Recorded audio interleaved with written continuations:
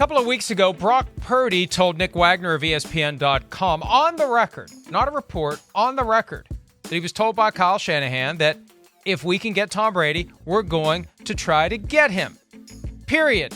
End of statement. If we can get Tom Brady, we're going to try to get him. Since then, neither Purdy nor Shanahan have been asked about it, not once, despite multiple media availabilities. Yesterday, Tom Brady doing a media tour to announce the merger of Noble with TB12. He was on Pat McAfee's show and elsewhere. But here he is from McAfee's show when somebody finally asked someone about Purdy linking Brady to the 2023 49ers. Here's what Brady had to say in response to that chatter. Yeah, I think Brock's done a great job with the opportunity. You know, he got it and he's taken advantage of it. He was a late round pick. I know he's got a chip on his shoulder and he wants to go out there and prove every day that he's the right fit for that team. And it's a great organization they're running. I really respect Kyle.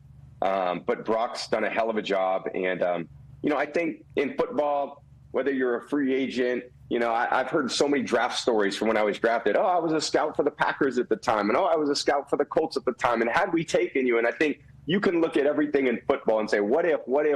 And the reality is I deal with what happened and the decisions that were made, whether it was free agency for me, whether it was signing contracts with the Patriots. And, in this last off season, there's a lot of different things that people would suggest. But I kind of just kept my mind focused on where I wanted to go. And, again, this was a great year for me to sit back and watch and learn and get prepared for being in the Fox booth next year. Tom, did the 49ers try to sign you?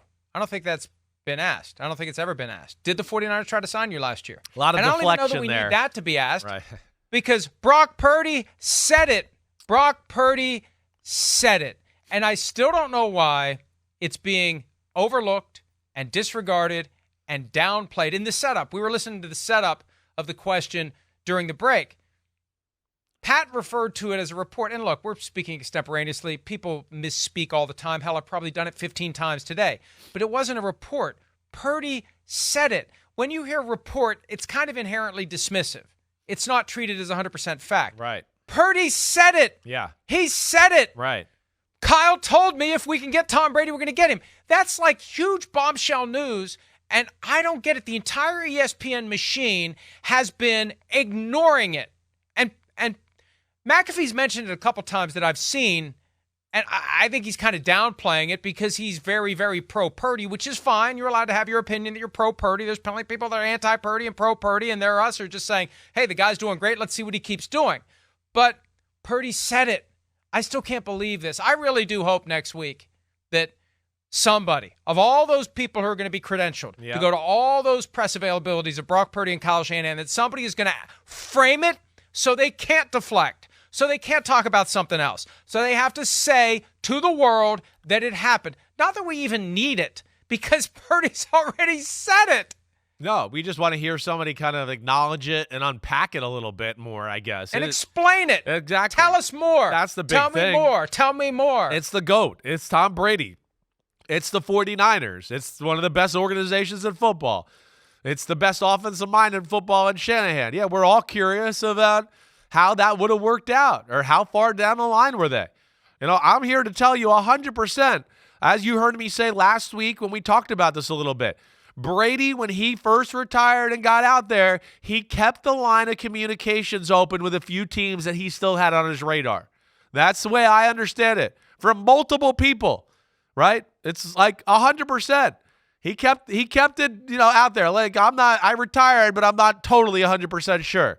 And he kept that open, lines of communication, whatever. And then at some point during the offseason, he finally cut it off and went dark. And that's when everybody, I think, in football realized, okay, he's definitely retired. Like, that's it. And that's where it went. But there was definitely still some flirtation. Hey, don't forget about me. I'm not totally sure I'm definitely done yet type of talk coming from Brady's camp. And I know that from people over there and from people in the NFL. So, let's just hear somebody follow up with the questions. Is right. Well, and that's the thing. The topic itself invites curiosity. And really, that's the thing that drives anyone who is engaged in any type of media reporting, natural curiosity, ideally curiosity that lines up with what the fans would be curious about, because we're the conduits, we're the liaisons, the emissaries, if you will, on behalf of the fans. And we need to think of it like fans. We need to be fans, because that makes our natural curiosity become piqued when we hear and when we know the backstory, we know the background, we know the history. Right. There are so many questions that could be asked of Kyle Shanahan about this. Natural follow-up questions that he won't like, that he will regard as annoying. But, hey, Kyle, here's an example. Kyle, Tom Brady wanted to come play for you in 2020, and you said no. Why were you ready to say yes 3 years later? Why? Help us understand that. What does it mean for the future? What does Brock Purdy have to do to get you to not consider options elsewhere in the future, especially with, and I know we can't talk about Kirk Cousins, there's a way to artfully do it, but there may be other options available next year. Has Purdy done enough to get you to not consider anybody else? There are all sorts of questions that flow from acknowledging what Purdy said. I don't disagree. You're exactly right. Now, and again, who knows? If Purdy comes out in the Super Bowl and plays horrible and doesn't look good, well, maybe the 49ers come to the realization, okay, maybe he's not the guy for us. Maybe he can't do this in some of these moments, right? But I don't think they're there. Certainly not. He's done great things, as you know, and you've heard me say, and there's great confidence there in that organization and Brock Purdy. They like him. I think last year there was one guy out there that they'd go, okay, maybe we won't have Brock Purdy as our starting quarterback if we get this guy. And that's where you got to respect Shanahan and his honesty in telling Brock Purdy and exactly where it stands. Like, you're our guy. But if the greatest quarterback of all time says he wants to come here and play, you're going to have to learn from him for one more year before you take over or whatever, however long that'll be. And, yeah, those are the things that, hey, we all love this sport. It's a great story. It's the GOAT. It's the 49ers. It's Shanahan. Purdy's in the Super Bowl. You know, Brady grew up in San Francisco. Purdy's this. People are trying to compare him to Brady, so that's why we all want to know kind of the story behind the story here. But if the ship has sailed, tell us the ship has sailed. Right. Tell us that it is the SS Brock Purdy from now until further notice. There's no discussion.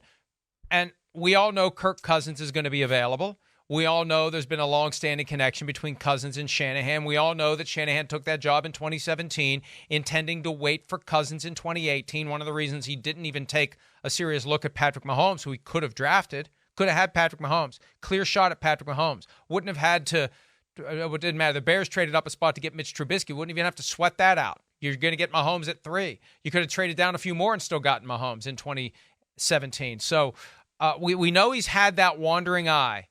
Is the eye no longer wandering? Is Brock Purdy your guy? These are all questions that would flow from starting with what Purdy said. That's what amazes me. There hasn't been the question just to confirm that Purdy said what he said, but beyond that, what he said is the starting point for so many other questions that hopefully will get answered next week. And hopefully there will be more meaningful questions from the credentialed media than the kind of crap that we usually hear Super Bowl week, especially opening night when it's all sorts of irrelevant stuff, but that's okay. That's the way the Super Bowl goes. Hi, it's Mike Florio. Thanks for watching PFT on YouTube. Hit subscribe for the latest news and analysis from Pro Football Talk.